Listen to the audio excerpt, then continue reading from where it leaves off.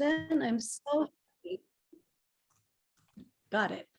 I'm very pleased to introduce all of you to PDG. I believe you're the IPDG, correct? Immediate past district governor from Tennessee, District 6780, who's going to be telling us about the Heart to Heart program and the 100 in 100. Is that what it's called? That's correct.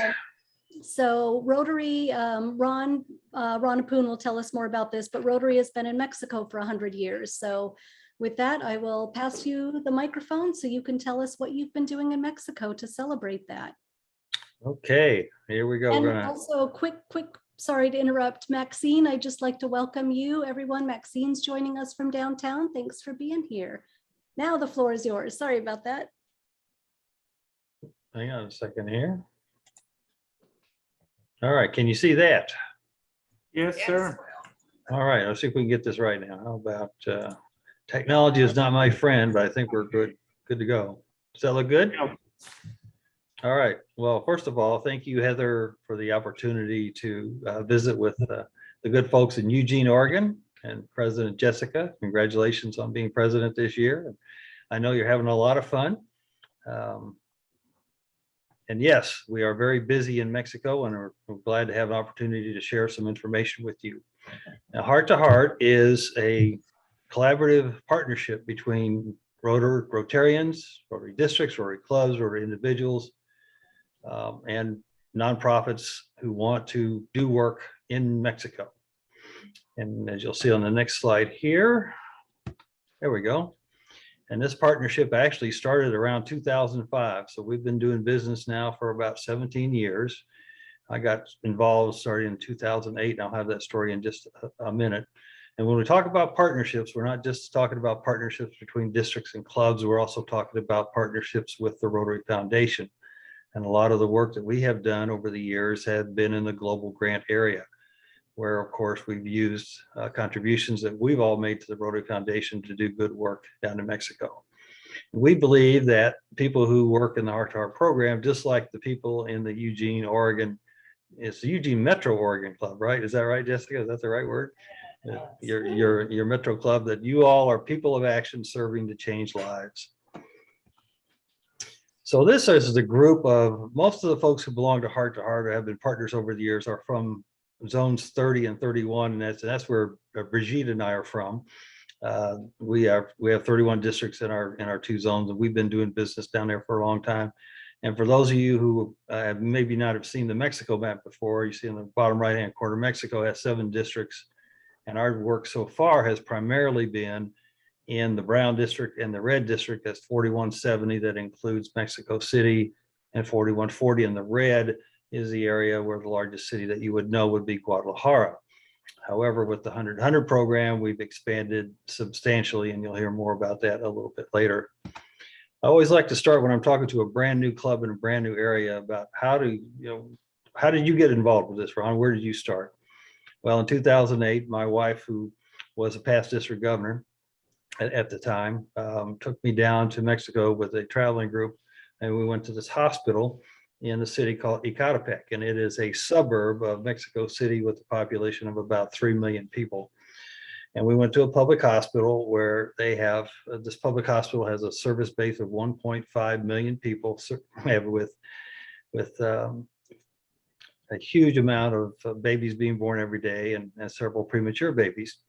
And they didn't have any infant radiant cradles. This was their infant radiant cradle, where a baby is being treated on a flat cot with a lamp that you get out of your garage.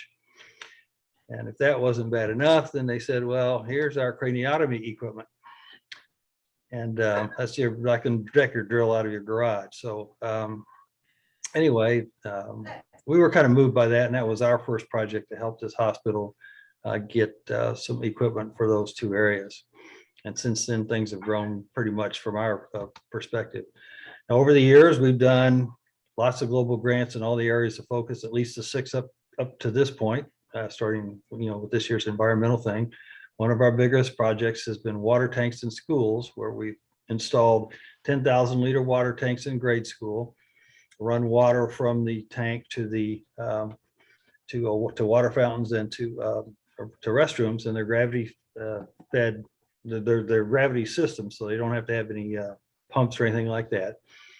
And again, we've done about 140 of these water tanks, and they serve on average of school size of about 1,000 kids. So about 140,000 kids now have water at school every day because of the Heart to Heart partnership over the years. And these are some of the drinking fountains at one of the schools where we visited, and there's little reverse osmosis filters underneath them to make them drinkable by Mexico standards, not by US standards, but by Mexico standards. Another one of our larger projects, and this one is an ongoing project, is kidney transplant program. There are more people waiting for a kidney transplant in Mexico than there are in the United States. Start thinking about what that means. That's pretty bad, right? That's not very good. And of course, there's long waiting lists, and a lot of people can't afford things. So the gentleman here, Nacho Hope, started a system. He started up a program actually back in 2000 before Rotary got involved, to work with private hospitals to provide kidney transplants to kids, well, people of all ages who cannot afford it. And over this young lady who you happen to see here, who I met on one of my trips several years ago, was 15 years old, needed a kidney transplant. Sad, but this was like, I believe, 3 days after she got out of the hospital, she'd come back or something like that. So anyway, it's a wonderful story over the years with a series of first humanitarian matching grants and then global grants. We funded over 530, I think, kidney transplants with enough funding to do another 150 or so. So that is huge impact for these individuals and for their families. And again, this is the Rotary Foundation Global Grants, where the matching has made a huge difference. We also have a Mexico Foundation partner who matches Rotary's dollar for dollar. So our cost for each transplant now is under $2,000 per person. I think it's a pretty good deal. We've done in the area of literacy, in my mind at least, a lot of school projects. This actually was this is quote unquote a high school in the mountains in central Mexico. It's an indigenous Mexican Indian community. Kids weren't obviously staying here, and they weren't finishing school. And the local Rotarians in Mexico City actually made a deal with the local government that said, if you build some buildings, we'll put some things in it. They did. They built three rooms. We put some equipment in it. And now instead of 12 kids going to school, they have 60 kids going to school. And that not only helps their community, but it protects the indigenous nature of their area. We've done some things in the maternal and child health area. This is one where we trained 500 midwives to do childbirth, because 70% of the kids who are born in Mexico are born with midwives. This project also provided something called penguin suction cups, which do what they kind of sound like. It's a little cup, and you put it down the baby's throat when they're born, and it takes the fluid out so they don't choke or get infections and things like that. And so we were able to train 500 midwives, provide 24,000 babies with suction cups, and for a project that was about $40,000, $50,000. So that was a pretty good little global grant project. Lots of school projects in computer labs and literacy kinds of things. Here's another one in a poor area northwest of Mexico City. And in recent times, we've gone to adding to our water tanks to also working on bathrooms. And so we've got a couple of projects underway right now to renovate bathrooms. And there's just lots of bathrooms in really bad conditions, lots similar to what you'll see in many parts of the world.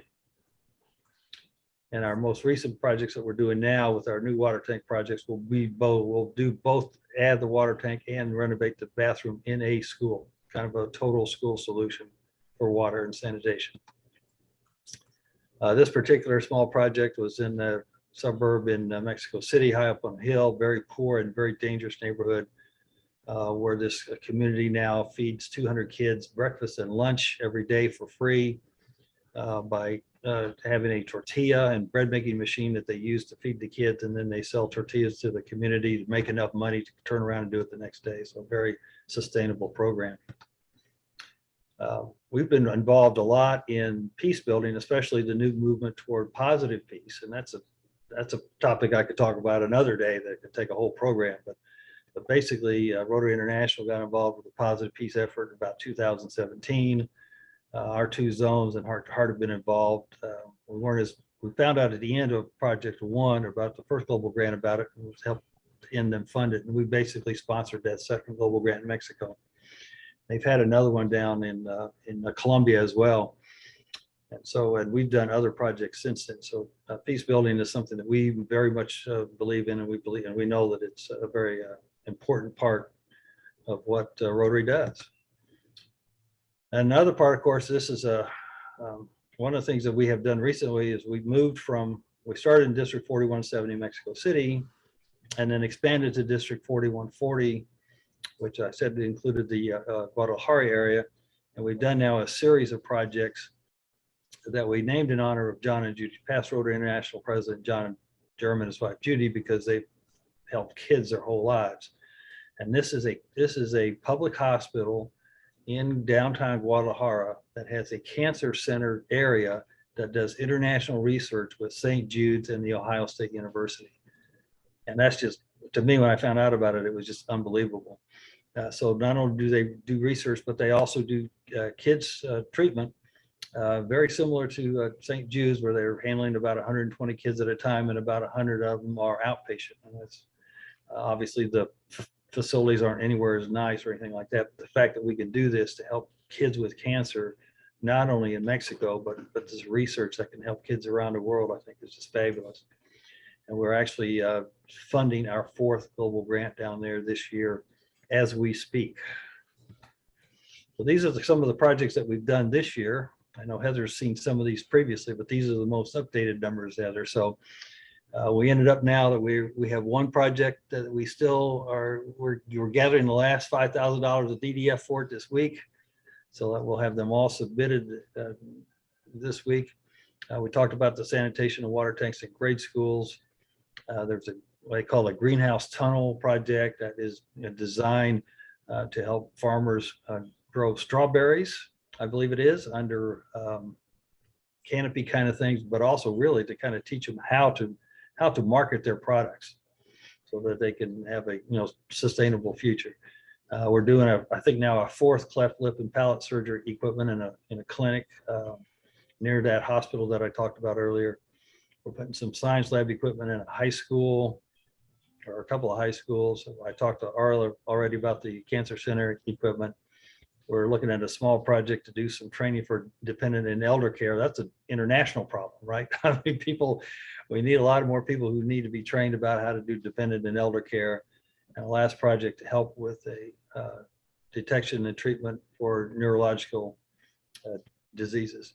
So about $500,000 in projects this year, but I wanted to point out a couple of numbers here. Number one is look at the Rotary Foundation matching funds, 234,000 out of the 567. So this is your contribution to the Rotary Foundation going to work and doing good things around the world.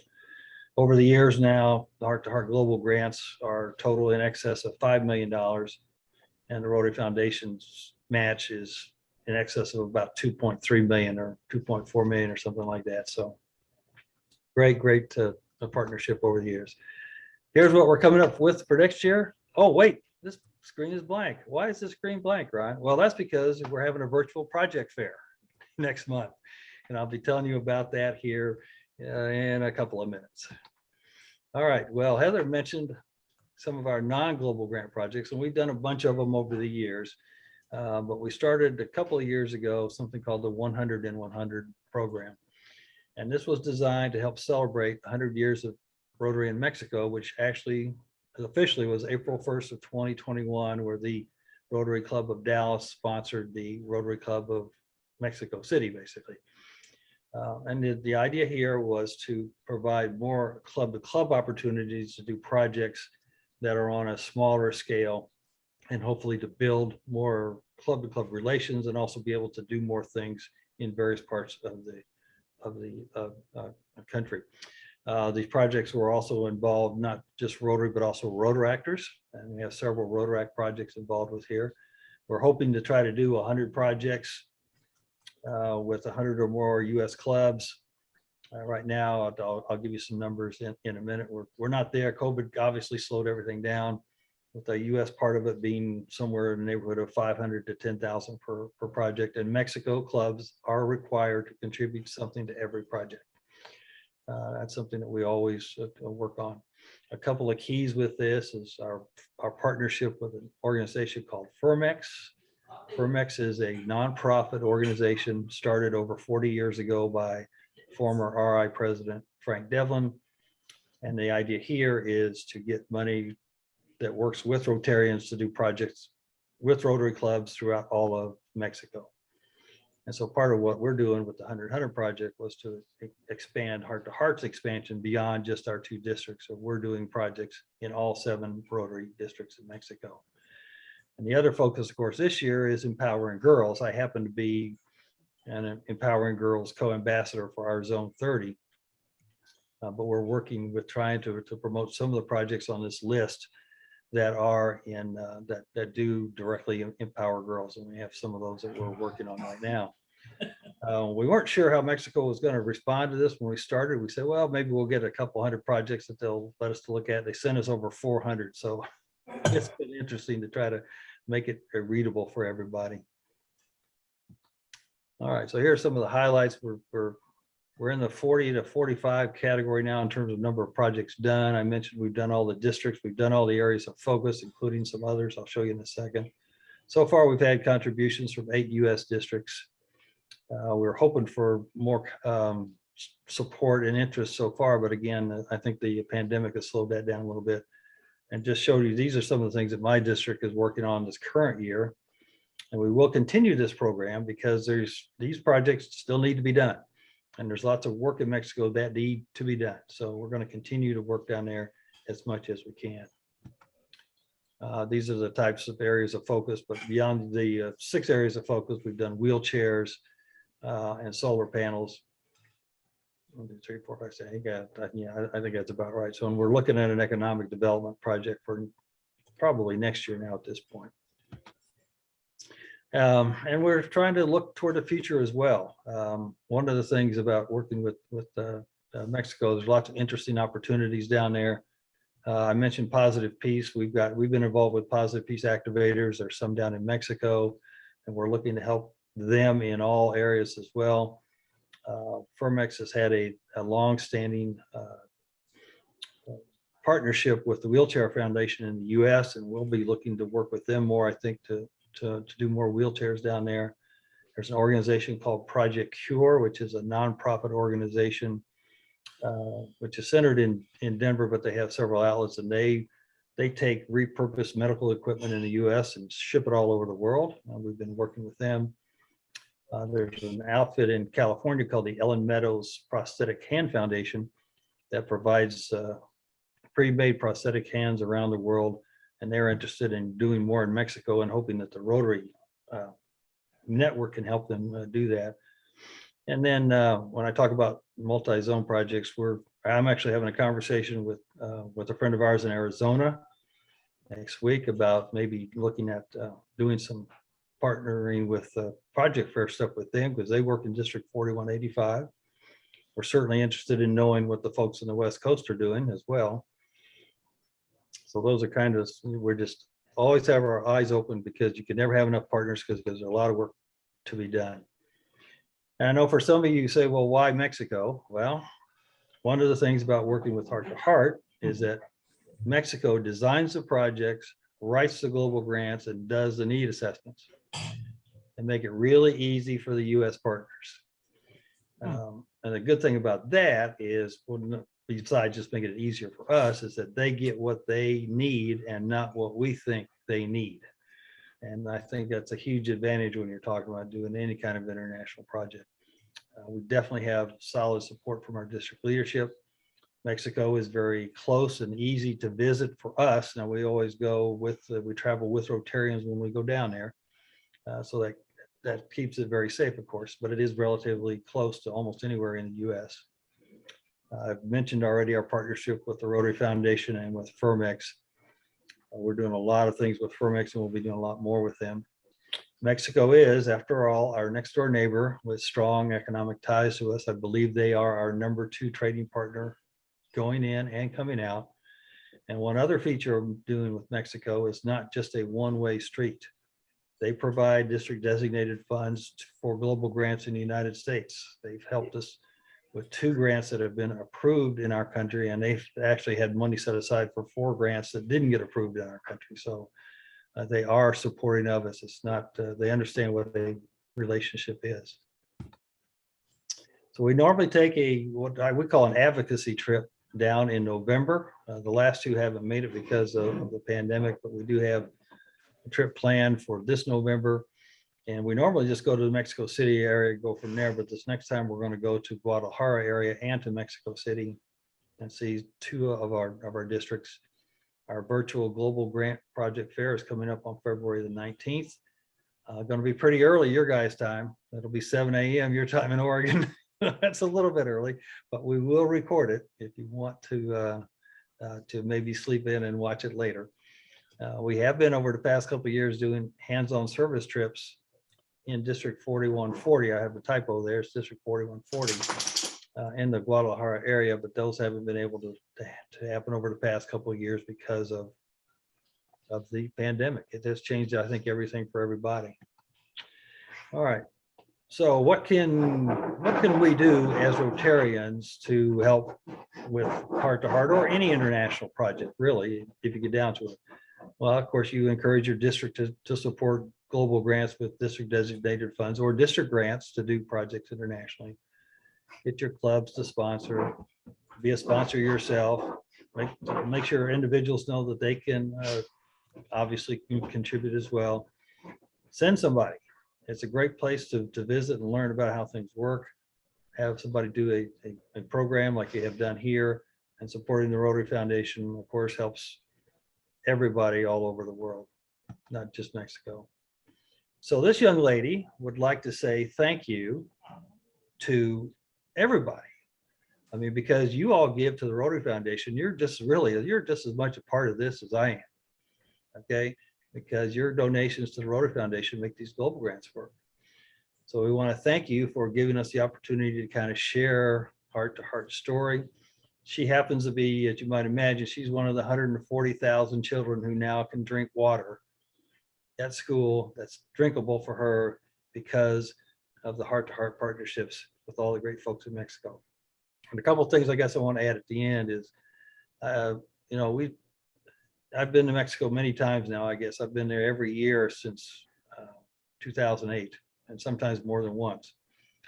And they're just wonderful people. The Rotarians work really hard down there. The attitudes are just fantastic. They appreciate what we do for them, and we appreciate the fact that they work so hard to help their people too. So it's a wonderful, wonderful partnership. That I think concludes my part of the program. Our President Jessica, I do want to add one other thing because we have a couple of Chileans on here. Well, first of all, I want to say hi to Brigitte because she's one of my buddies from Zone 31, so good to see her again. But to my friends from Chile, our district is always looking for other opportunities for global grants.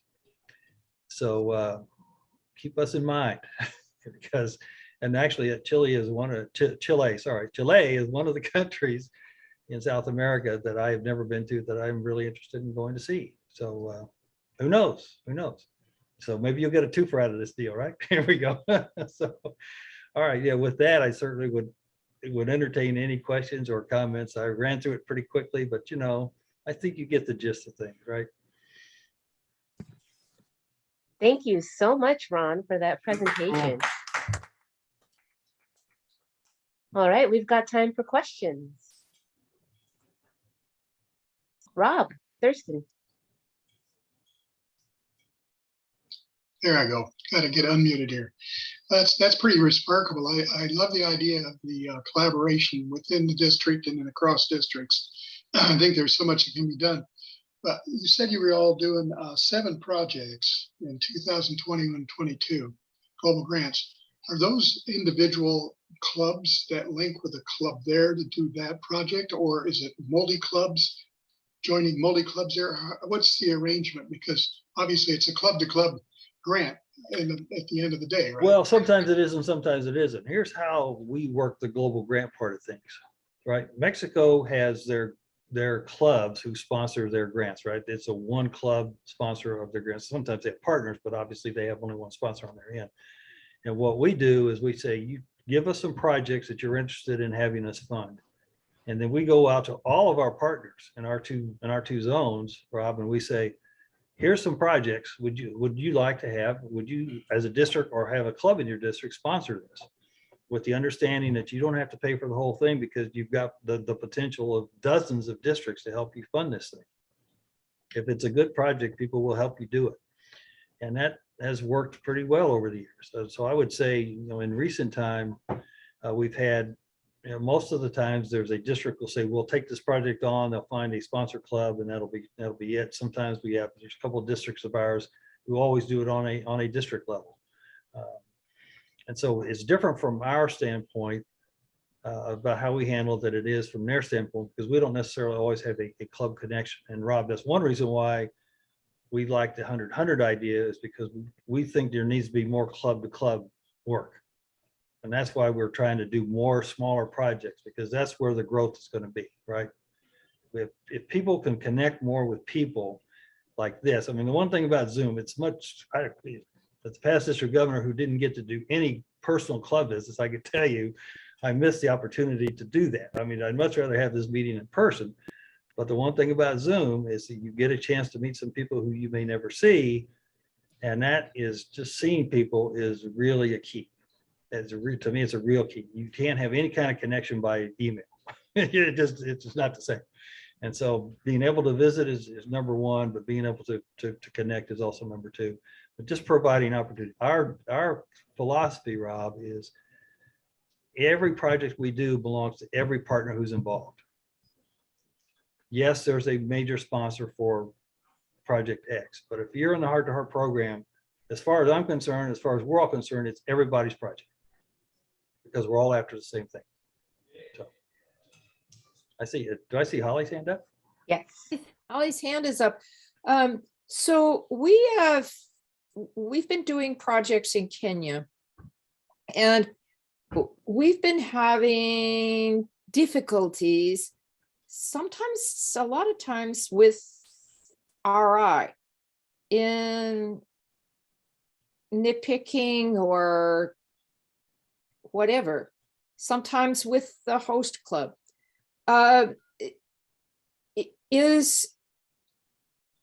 Do things flow smoothly with RI when it's a Mexico project? You're working with different people at RI than we are.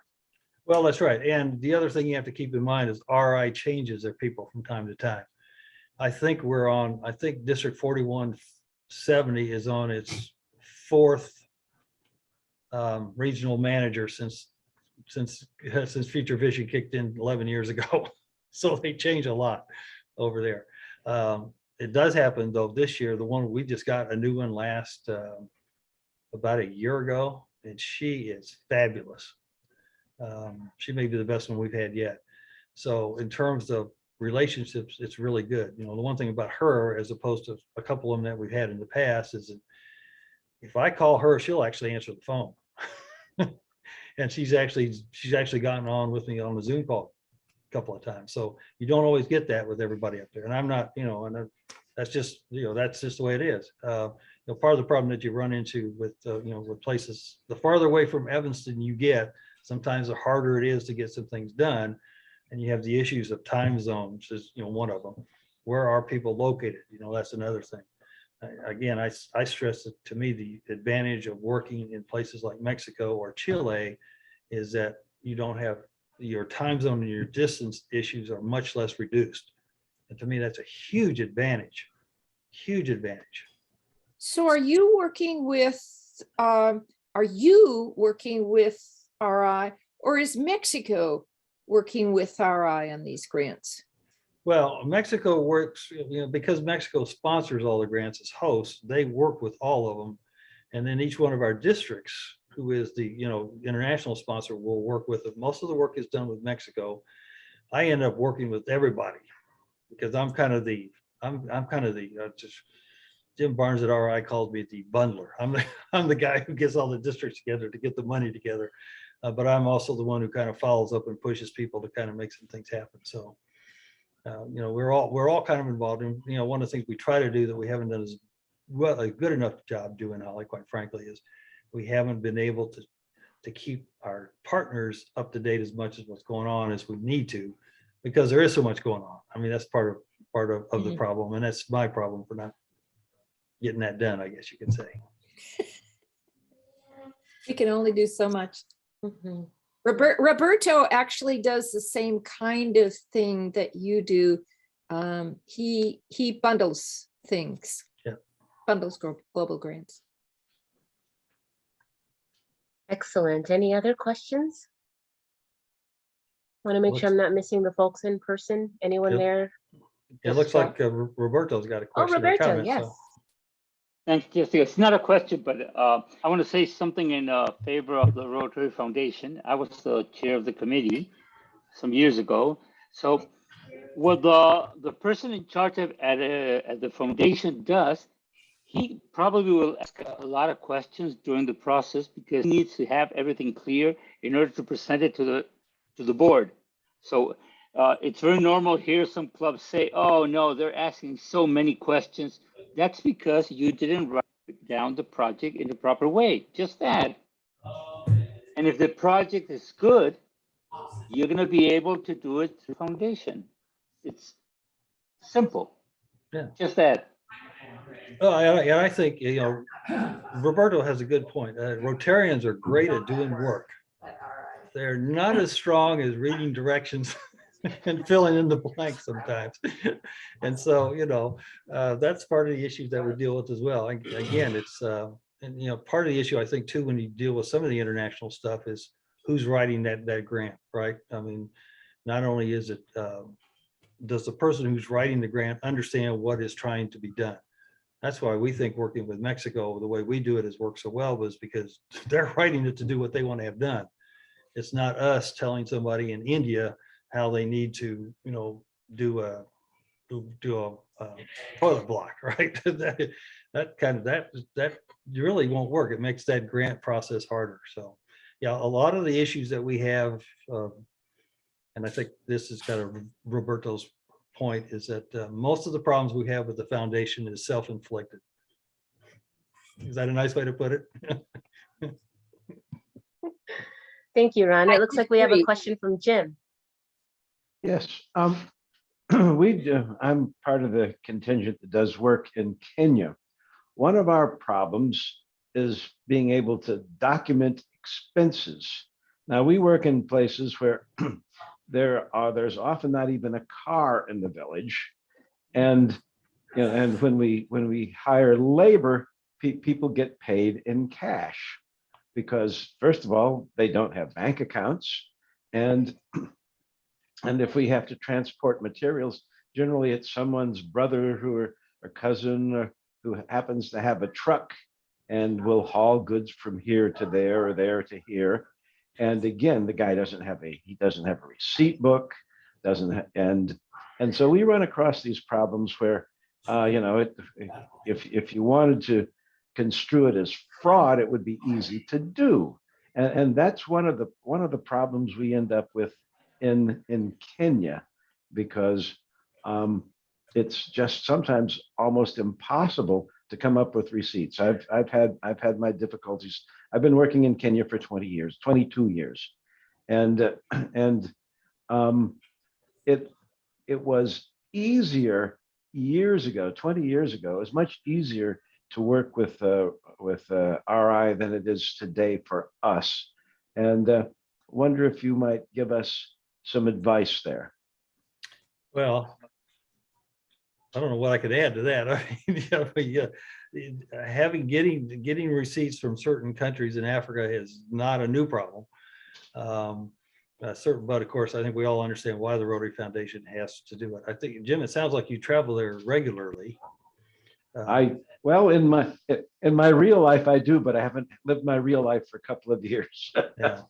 You know, one of the things I think is really important is, especially when you're dealing with countries that are farther away is you really have to have somebody on the ground there who you really can trust to follow up. You know, we have two advantages in dealing with places like Mexico. Is number one, we have people on the ground we can trust. And number two, if we have a problem, we can be there the same day, right? I mean, literally.